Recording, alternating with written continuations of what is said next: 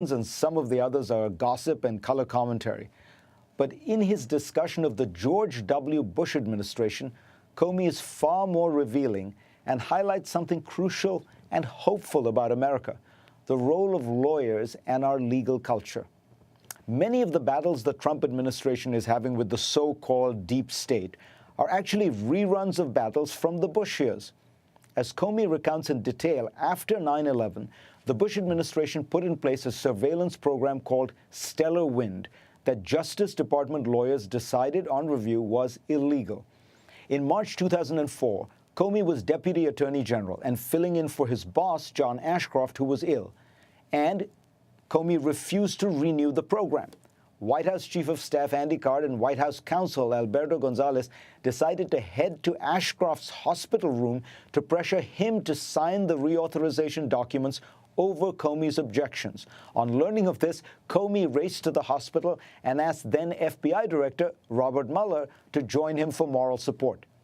It turned out Ashcroft didn't need any prodding. He turned Card and Gonzales away. Mueller, who arrived a few minutes afterwards, said to the bedridden Attorney General, who was technically his boss, "In every man's life there comes a time when the good Lord tests him. You passed your test tonight." Comey writes that he felt like crying. The law had held, he said. The pressure from the White House was intense, including a stunning exchange that Comey recounts between himself and the president himself, George W. Bush. Bush explained to his sub-cabinet appointee, "I say what the law is for the executive branch." Comey responded, "You do, sir, but only I can say what the Justice Department can certify as lawful, and we can't here. We have done our best. But as Martin Luther said, here I stand, I can do no other." What is striking about these episodes is not only that Comey and Mueller were subordinates who owed their jobs to Bush, but that they were Republicans. Both Comey and Mueller have consistently put their obligations to the law and the country above personal loyalty and partisan politics. This behavior may be the product of personal character, but it is also formed by legal training. The story is really not just about Mueller and Comey, but about the lawyers in various parts of the government who believe that it is crucial for the country that the government operate within the law, even if the president wishes otherwise. Recall that when Trump wanted to fire Mueller last June, White House counsel Don McGahn reportedly threatened to resign in protest. Just before leaving the Bush administration, Comey gave a speech to the National Security Agency in which he said, "It is the job of a good lawyer to say yes. It is as much the job of a good lawyer to say no. No is much, much harder. No must be spoken into a storm of crisis with loud voices all around, with lives hanging in the balance. No is often the undoing of a career." One of the oft-repeated criticisms of America is that it has too many lawyers. Maybe, but one of the country's great strengths is its legal culture. As I've written before, Alexis de Tocqueville worried that without a class of patriotic and selfless aristocrats, America could fall prey to demagogues and populists. But he took great comfort in the fact that, as he put it, America's aristocracy can be found at the bar or on the bench. Tocqueville saw that lawyers, with their sense of civic duty, created a form of public accountability that would help preserve the blessings of democracy without allowing its untrammeled vices. Comey's memoir reveals that America does indeed have a deep state. It is one of law and lawyers, and we should be deeply grateful for it. For more, go to cnn.com/Fareed and read my Washington Post column this week. And let's get started.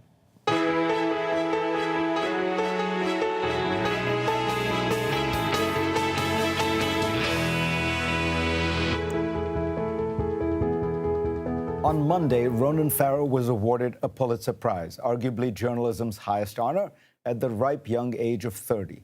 The honor was bestowed upon him, of course, for his groundbreaking reporting on Harvey Weinstein in The New Yorker. Farrow has always been an early bloomer. He went to college at age 11. He was accepted at Yale Law School at 16. He deferred to go work at the State Department under the legendary diplomat Richard Holbrooke. He's had jobs at state and the UN. Now Farrow has written a book about how the United States relates to the world. For it, he interviewed many of the top luminaries in American foreign policy, including every living Secretary of State.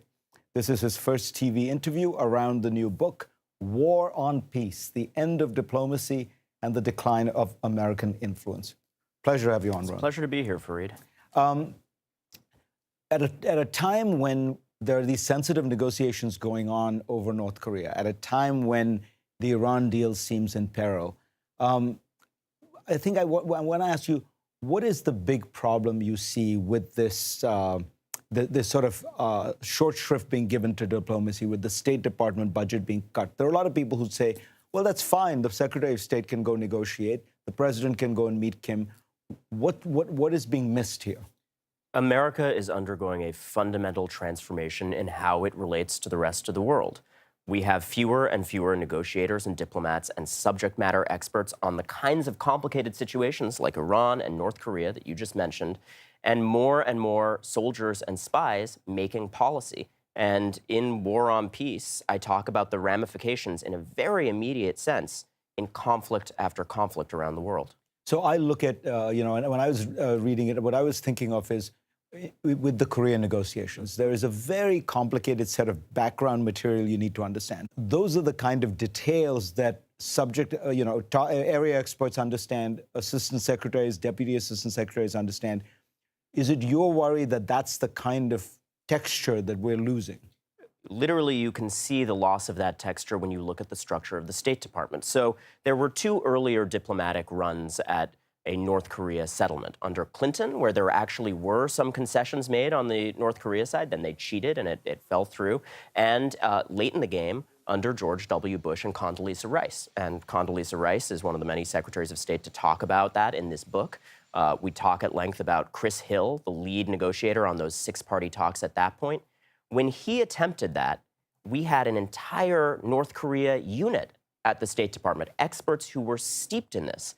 And it's an oversimplification to say that was a complete failure. While in the end, we didn't get what we wanted, there were huge inroads made. They shut down some of their plants for the very first time. And I think the disappointment of the experts, Fareed, is that each time we make those inroads, a new administration steps away. The Obama administration stepped away. And right now, we're at a point where we haven't leveraged any of those gains in the past, and indeed seem to be throwing out all the people who know how to leverage those gains. In fact, you point out in the Trump administration, there really has been, it's not just that they've not filled positions, but they've actually, in many cases, swept out lots of area experts, lots of substance, people who understand nuclear weapons and things like that. The State Department is being decimated as we speak. And I tell the stories of a lot of the, frankly, brave diplomats. These are people serving their country being forced out. The top nuclear arms expert at the State Department was fired unceremoniously in the first days of the Trump administration. This is at a time when that's one of our greatest challenges in the world. You can see the lack of logic in that. The interviews with the Secretaries of State are fascinating. You have Colin Powell, very bluntly, a fellow Republican, former Republican Secretary of State, saying that Trump is gutting the State Department. Perhaps the most interesting one was Rex Tillerson, who gives you the only interview I've seen where he, on the record, describes his frustrations and essentially why he was eventually fired. What do you think is the big story? What did you learn from what Rex Tillerson told you? So I think in each of these conversations with all of the living secretaries of state, people will find something surprising, some moment of candor they didn't expect. You mentioned how searing Colin Powell was, saying we're mortgaging our future right now. This is a man who cared deeply about the workforce at the State Department. That was a common sentiment. George P. Schultz saying you don't have to take a job when he surveys the way Rex Tillerson acted on these orders to gut the State Department. And as you say, Rex Tillerson himself, really surprisingly candid in his last days in the job. For example, he says he did not want those State Department cuts. He privately argued against them, but he thought, I think this may be his corporate background, once the decision was made, he had to be a loyal soldier.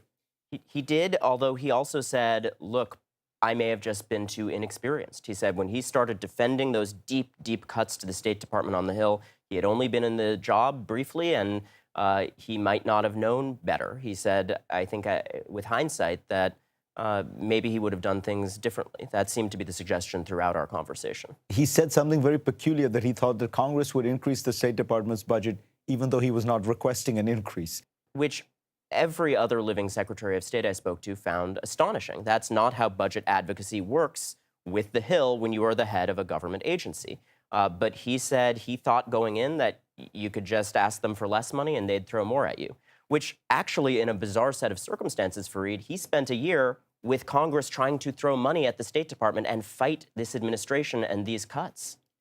What else did you think that, with Tillerson, people are trying to figure out, was he, fundamentally a good guy shafted by Trump? Was he the wrong man for the wrong job? What was your takeaway? With those comments he made about the lack of experience, I do think he was somewhat out of his depth. Despite having this peerless track record as a private sector manager, he seemed unable or unwilling to invest in managing the State Department. He put a lot of blame on the White House. He said the White House was cumbersome and slow and fought him at every turn as he tried to fill all of these empty roles across the State Department.